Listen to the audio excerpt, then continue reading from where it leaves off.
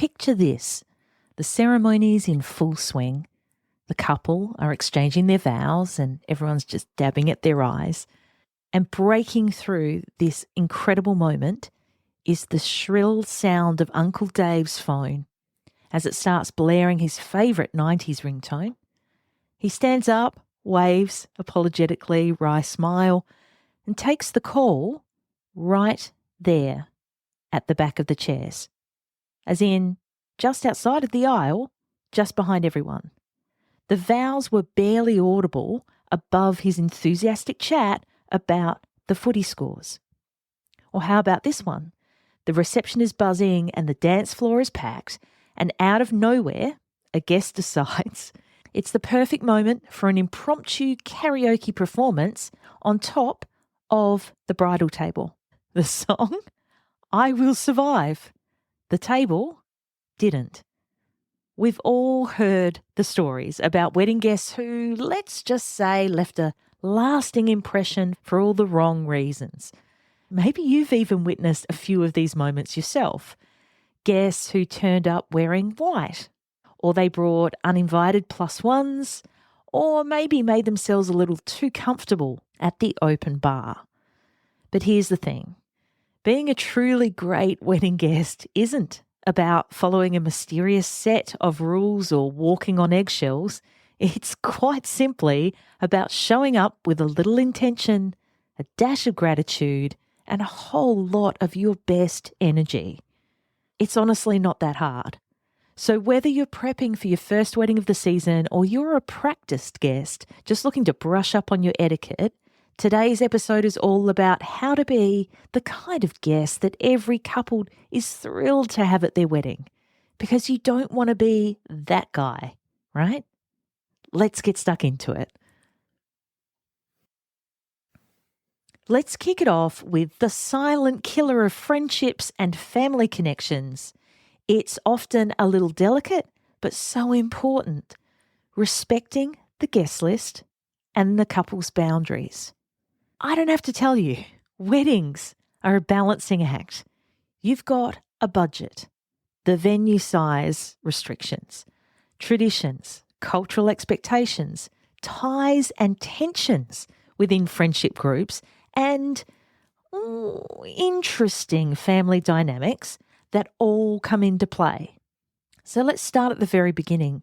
If your invitation is addressed just to you or doesn't mention a plus one or children, it's best to and safe to assume that's exactly who the couple was hoping would attend. It might feel a bit awkward, especially if you are hoping to bring a partner or your kids, but please remember that these sorts of decisions are rarely personal. And 9 times out of 10, they're about the logistics, the cost, and making sure the day flows smoothly for everyone involved. And if you're not sure about any details, reach out to someone close to the couple, like a member of the wedding party or a family friend, for clarification.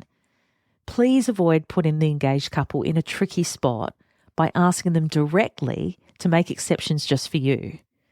Trust me, I can almost guarantee you that their choices have been made with a lot of thought and care, and frequently angst. Another way to be a considerate guest is to respect the couple's personal choices and traditions, even if they're a little different from what you're used to, what other people do. Modern weddings are all about reflecting the couple's personalities, cultures, and values, and that's what I'm banging on about all the time. So you might see unique rituals, non-traditional timelines, creative twists on the usual order of events. I'd encourage you to embrace it, celebrate their individuality, and enjoy being a part of something that's meaningful to them. At the end of the day, being mindful of boundaries, both those of the guest list and in how you participate and show up, shows real love, respect, and appreciation for the couple and their vision for their wedding day. Number 2, RSVP responsibly and early. We've all been there. Life gets busy, and that wedding invitation might just sit on your kitchen counter or in your inbox for a few days or weeks before you get around to responding. But here's the thing. Sending in your RSVP early is one of the easiest ways, and let's face it, at no cost to you, to show the couple that you care.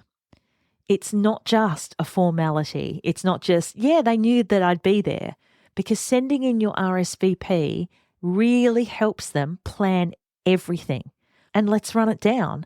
The seating chart, the size of their cake, decor elements like centerpieces, hire items like candles, candle holders, lamps, napkins, chairs, cutlery, to the catering numbers, of course, for food and for drinks, and sometimes even transport as well. Honestly, it just takes a minute or two. So if you're procrastinating or you're still figuring out your schedule, you need to check with your partner or family, you might need to plan travel or tee up a babysitter, no worries. Just set a quick reminder on your calendar, in your diary, however you organise your life, just so it doesn't slip your mind when you finally do get that info and have it at hand.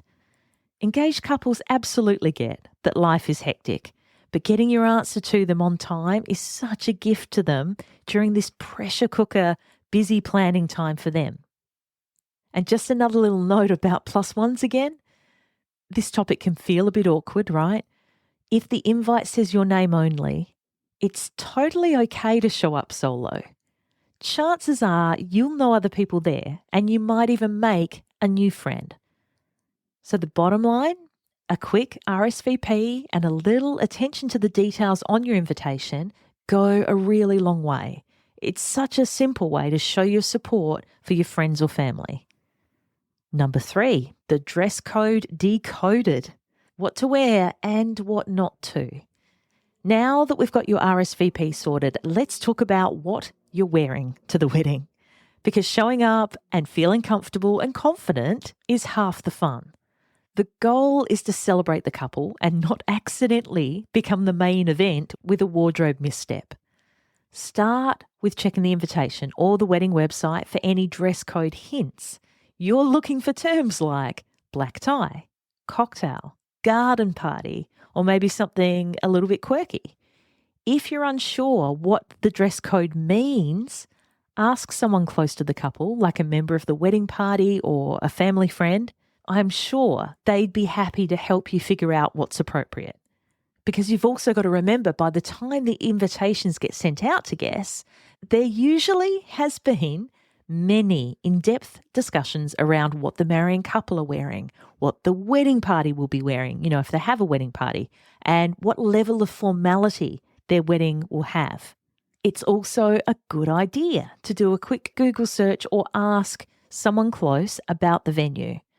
Are you going to be heading to a formal hotel ballroom or a rustic style farm or a beachside celebration? If you know the setting, it can help you plan your outfit and your footwear as well. So if you're going to be outdoors, and it sounds so practical, but honestly, wedding guests are not thinking about it because I'm seeing them every weekend rocking up to weddings in gardens or on a farm wearing stilettos. Please leave them at home or keep them in the car if you want to show them off later, but go for some shoes that can handle a little grass or a gravel road. If there's a chance of rain, bring a coat or jacket and maybe even an umbrella, and make sure to choose shoes that you won't mind getting a little bit muddy, just in case. A second pair in the car or in a little bag with you is really smart. One absolutely golden rule, of course, is unless you've been told otherwise, please steer clear of white, cream, pearl, ivory, eggshell. You get the picture. Those sort of colours, or anything that might be too close to the style or colour of the couple's outfits. It's their day to shine. Okay, so check the dress code, learn a little about the venue. You don't have to research, but honestly, to bring up a picture on Google of the venue, it's going to give you a really good idea. Plan for the weather and pick something that lets you celebrate in style and comfort. And that way you'll be ready for anything the day brings, from the ceremony to the dance floor and everything in between. Rule number 4, gift giving and registry etiquette. Okay, so let's talk about the presents, because this is one area where even the most seasoned wedding guests can feel a little unsure. So questions like, do you have to buy something from the registry? Is giving cash okay? What if it's a destination wedding? Let's clear this all up. So first things first, if the couple has a registry, spoiler, it's there for a reason.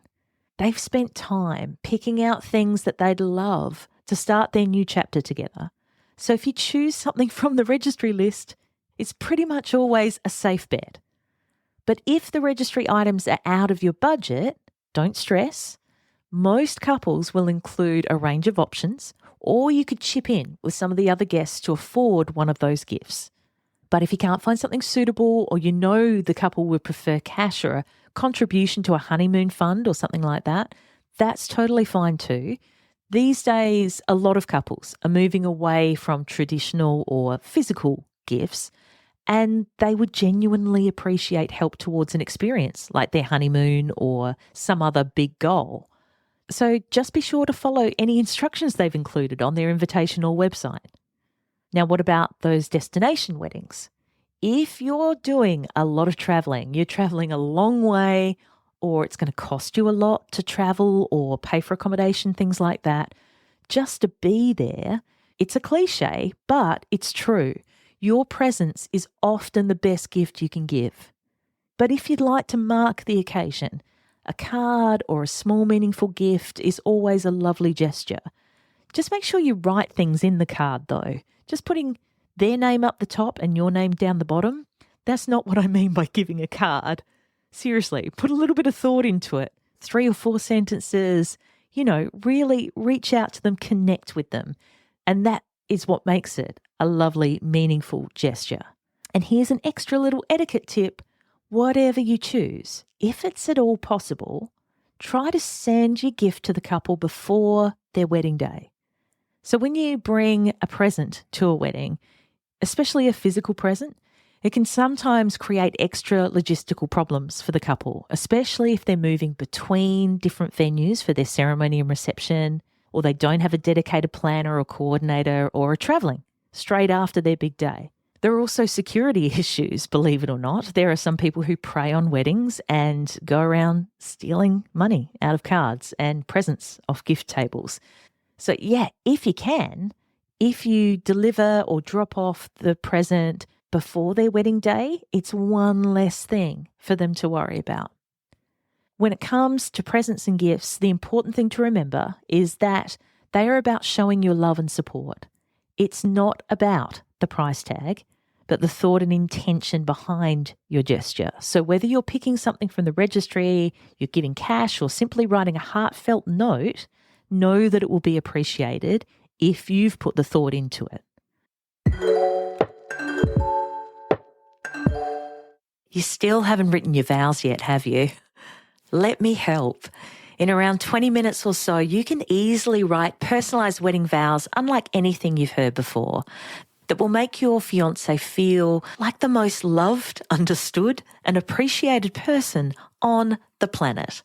The How to Write Wedding Vows That Don't Suck instant download 17-page PDF ebook walks you through a step-by-step format for your vows, how to find the right words and phrases to describe your feelings and your fiancé, how to write that crucial first draft, and create your final wedding vows masterpiece.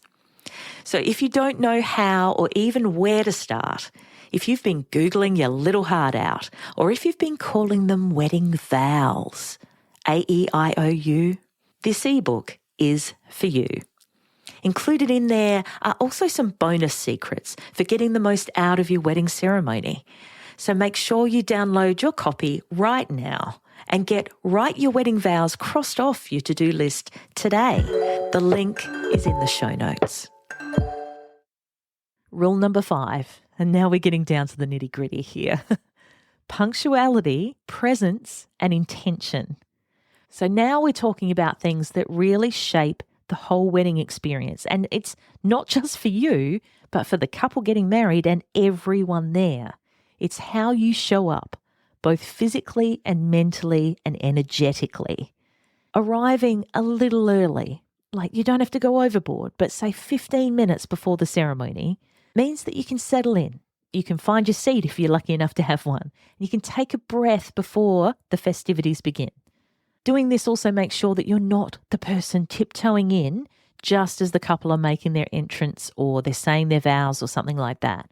But being a great guest is about more than just being on time. It's about being truly present and intentional with your energy and your attention. So whether you're at an intimate gathering with just a handful of guests or a high energy celebration with 100, 200 or even more, the way you show up matters. Because you've got to remember you've been invited because the couple wants you there.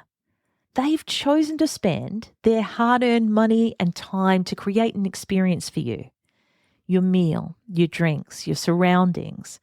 The best way to honour that is by bringing a sense of gratitude and a sociable attitude to their day. So this means putting your phone away during the important moments. And if there's an unplugged ceremony request, the couple have asked that no photos be taken or videos be taken during their ceremony, please follow that. But also bring your intention to their celebration. So be open to connecting with new people. Cheer on the couple and share in their joy. Your positive, engaged presence adds so much to the atmosphere. I can't even begin to tell you. And it helps create memories that everyone there will cherish. So in short, show up a little early, be mindful and present, bring your gratitude and good vibes, and, oh my God, and don't take off early. Don't leave early. Pay the extra hour for the babysitter. And if you've got work in the morning, suck it up. That's what water and Panadol are made for. There are always exceptions to this, but myself and my wedding vendor colleagues are seeing it's become way more prevalent post-COVID that people are taking off. They're eating, literally, and then leaving. And I'm sorry, if you weren't planning on staying for the full wedding, then maybe you shouldn't have come at all. And by the way, you don't need to say goodbye to the couple either, especially if they're otherwise having fun. They're on the dance floor, they're in the photo booth, they're chatting with their other guests, they're having photos taken, etc. You don't need to interrupt their fun to say, by the way, we're leaving your wedding before you. Thanks for the food. As always, there are exceptions. There are times when you just have to. But when you can help it, oh my God, dig your heels in, stay there with them, celebrate with them because you love them. And rule number 6, celebrate thoughtfully and respectfully. So this is meant to be the fun part, celebrating. Weddings are meant to be about joy, connection, making those memories. So let's have a chat about how to really shine as a guest when the party gets going. Firstly, you're bringing your best self to the celebration. And you don't have to be someone you're not. So whether you're a dancing machine or more of a quiet observer, your positive energy and genuine happiness for this couple getting married makes a world of difference. Participate in the festivities. If there's lawn games, get in there, chat with some people, join in the cheers, and don't be shy about hitting the dance floor if you can, or raising a toast. The couple has invited you because you're part of their story. You've been part of their history to this point. And if you're invited to the wedding, I kind of figure they want you to be part of their future too. Your presence helps set the tone for their whole event. And with that said, it's also important to celebrate with a bit of thoughtfulness. So enjoy the food, the drinks, and the fun, but try not to go overboard because no one wants to be remembered for being that guest, the one who took the partying a little too far. They're the ones leaning over the hedges outside throwing up. They're the ones being, brought back from a spot in the garden where they shouldn't have been. Try and keep things light, friendly, and considerate to those around you. If there are traditions or activities that are new, if you can embrace them with just curiosity and respect, then it just makes everything feel so much better. Because there's nothing worse, especially as a wedding vendor, than hearing snide comments during a wedding about what someone's wearing or how they've chosen to cater for an event or just anything that's less than respectful. It feels horrible. Don't be that person. Every wedding is unique, and being open-minded and supportive, it adds to that sense of community and love. And that's what makes these days so, so special. And finally, a little gratitude goes a long way. Thank the couple, their families, anyone else who helped make the day happen. That's not going up to them at the end and, having to do that.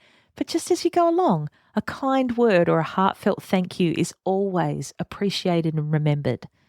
So celebrate with intention, kindness and respect. Bring all the warmth you've got, laugh, and show your appreciation for the moment. This is how you become a guest who truly helps make the day unforgettable for all the right reasons. And so just to recap, the 6 golden rules for being a better wedding guest are: number 1, mind the guest list and the personal boundaries. Number 2, RSVP responsibly and early. Number 3, decode the dress code early. Make sure you work out what you're wearing way in advance so you're not caught on the hop. And ask for help from anyone other than the couple. Number 4, with gift giving and registry etiquette, let the couple guide you. They're going to give you at least subtle hints about what they would like. Rule number 5 is your punctuality, presence, and intention. And number 6 is just to celebrate thoughtfully and respectfully. As I said at the start, it's not that hard. What do you think? Too much? Too hard? What did I miss? I'd love to hear your story of bad or maybe really good wedding guest behaviour. So you can DM me on Instagram @unbridely, and I'll chat with you again real soon. That about wraps it up for this episode of the Unbridely podcast. For the links and resources we mentioned, please head to the show notes. And if you love the show, please review and subscribe on the podcast platform you're on now so you don't miss out on a single episode. Thanks so much for listening. And remember, weddings are a team sport. Catch you soon.